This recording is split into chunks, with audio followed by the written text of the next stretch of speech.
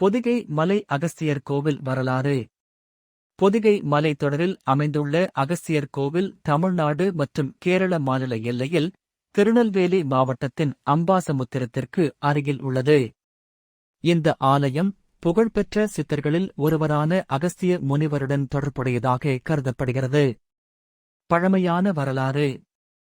அகஸ்திய முனிவர் ஒரு மிகச்சிறந்த சித்தர் மற்றும் வேதஞானி என கருதப்படுகிறார். மகாபாரத காலத்திலேயே இந்த ஆலயம் இருந்திருக்கலாம் என்ற கருத்து உள்ளது.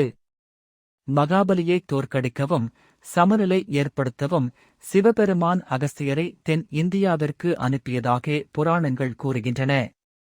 அகஸ்தியர் பொதிகை மலைக்கு வந்து சிவனின் தியானத்தில் ஈடுபட்டார் என்பதாலேயே இங்கு அவருக்கு ஒரு கோவில் கட்டப்பட்டது. கோவில் சிறப்புகள்.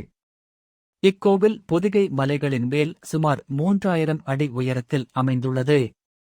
அகஸ்தியர் வழிபட்ட சிவலிங்கம் இங்கே பிரதிஷ்டை செய்யப்பட்டிருக்கிறது. ஆண்டுதோறும் தை அமாவாசை மகா சிவராமன் அன்று புண்ணியதீதியாக கருதப்படுகிறது. ஏராளமான பக்தர்கள் வந்து வழிபடுகின்றனர். இங்கு அமைந்துள்ள அகஸ்திய தீர்த்தம் சிறிய குடிலாறு போன்ற ஒரு நீர்வாழ்வு புனித நீராக கருதப்படுகிறது. பொதிகை மலைப்பகுதியானது அரிய மூலிகைகள் மற்றும் மருந்து பயிர்கள் நிறைந்ததாக இருக்கிறது. பயண வழிகள்.